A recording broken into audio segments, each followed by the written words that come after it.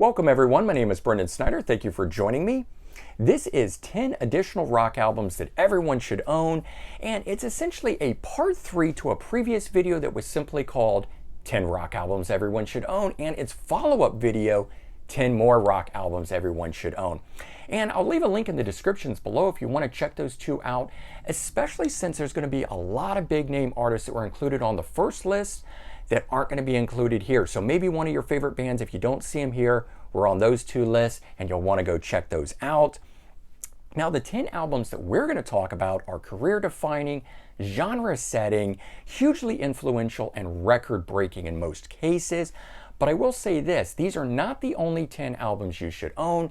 There's so many great albums out there. This is just 10 of many, many albums that everyone should own, in my opinion. Now, before we go any further and dive into what these 10 are, if you're new to my channel and you haven't already hit the subscribe button, please click the button. Also, leave a comment, hit like, all those things help support my channel. I would greatly appreciate it.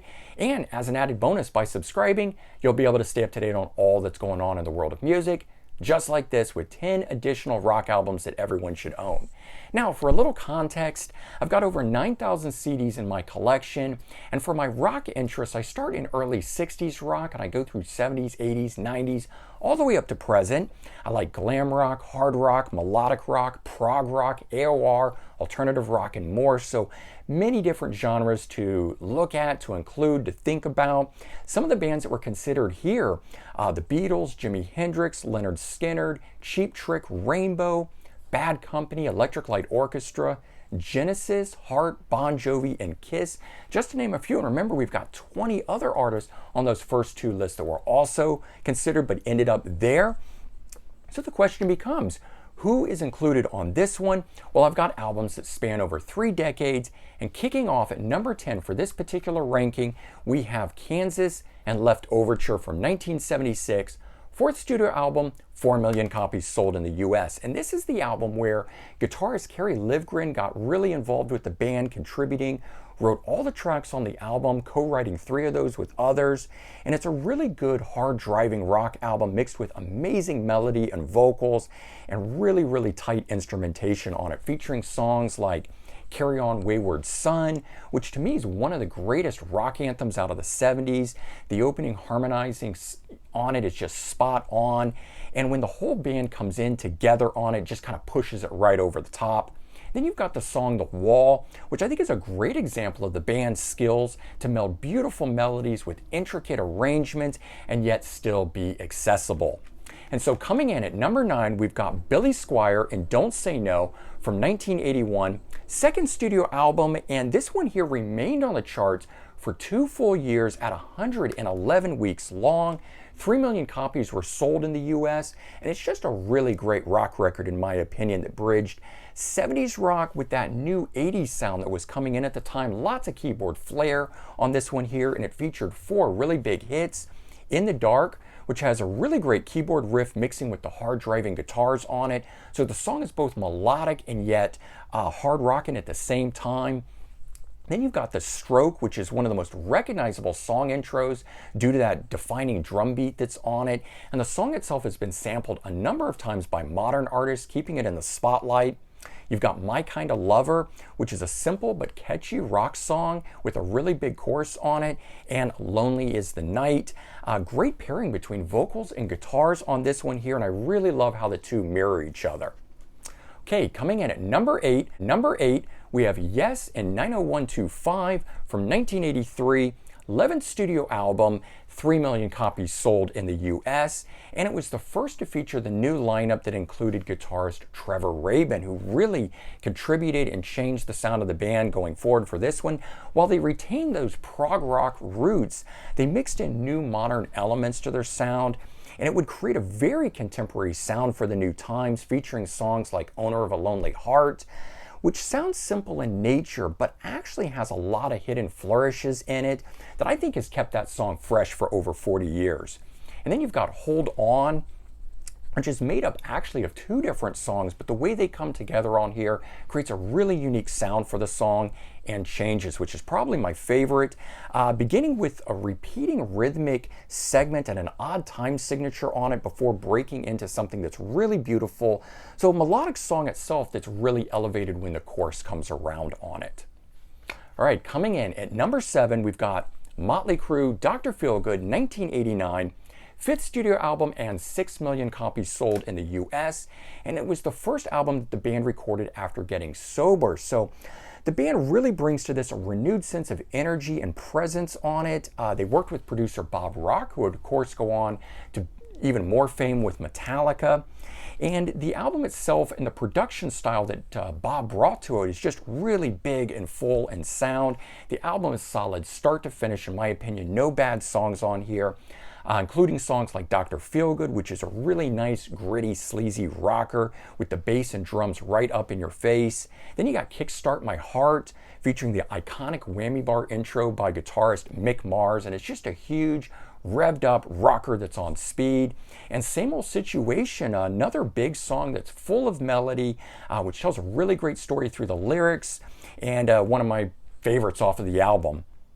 All right, coming in at number 6, we've got Pearl Jam and Versus, 1993, second studio album, 7 million copies sold in the US, and it's just a relentless album that rocks from start to finish, much looser though and rawer than the debut album.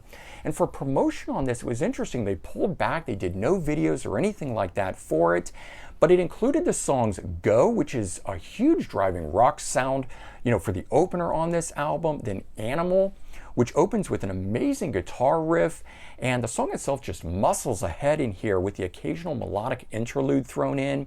And then one of my favorites, Indifference, the last song on the album, one of the most heartfelt and beautiful songs, so atmospheric and emotional in this, on this one. Simply put, I think it's a stunning end to an amazing album. All right, we're halfway through. Coming in at number 5, Meatloaf, Bat Out of Hell 2, 1993. Sixth studio album, 5 million copies sold in the US. And so the reteaming of songwriter Jim Steinman with vocalist Meatloaf after 15 years really paid off. Some of the best songs from both of their careers included here. As expected, it's just full over-the-top theatrical rock. Case in point, it features the song that went number 1 in 28 countries around the world, I'd Do Anything for Love, But I Won't Do That. The song itself is just an epic mini opera all on its own. The rest of the album falls right in line with that, with each song firing on all cylinders, in my opinion. And at least for a little while, it restored both Jim Steinman and Meatloaf back to the top. Okay, coming in at number 4, Queen and the Game from 1980, 8th studio album, 4 million copies sold in the US. And this one here was the first album that the band used synthesizers on, made real evident by opening song, Play the Game. And the album itself, just a beautiful album in my opinion, that also rocks in true Queen fashion. Some of the best guitar parts from Brian Mayer on this album. But the album also incorporated disco and dance beats into songs like Dragon Attack, and then even more prominently into the song Another One Bites the Dust. That one in particular was actually played across multiple radio formats, really breaking down a lot of barriers at the time. And then you've got the song Sail Away Sweet Sister, which features Brian May on lead vocals, and it's just a gorgeous, lush, melodic rock ballad that's really, really fantastic in my opinion. Okay, coming in at number 3, Bruce Springsteen, Born in the USA, 1984, 7th studio album, 15 million copies sold in the US, and it's just a big, straight-ahead rock album, nothing more, nothing less on it. The boss embraces the more mainstream sound of the time, but he does it in a way that doesn't overpower who he is. His personality and integrity still shine through on this, beginning with album opener Born in the USA.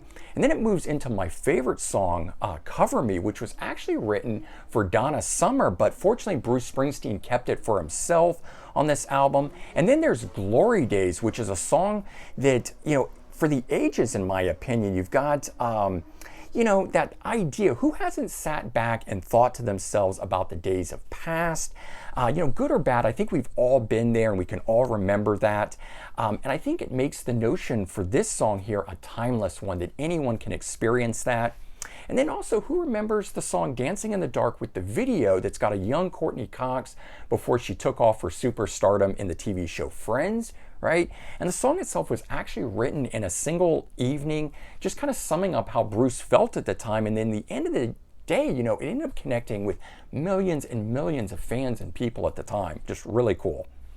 Okay, coming in at number 2, the Eagles, Hotel California, 1976, 5th studio album, 26 million copies sold in the US, and this was the first album featuring guitarist Joe Walsh. He brought a much more rock element to the band, and the album is one of the quintessential albums of 70s rock, totally capturing the vibe perfectly in my opinion.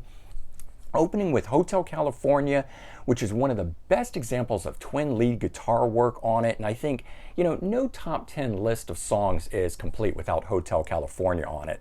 And then next we've got Joe Walsh injecting a really killer guitar riff into Life in the Fast Lane.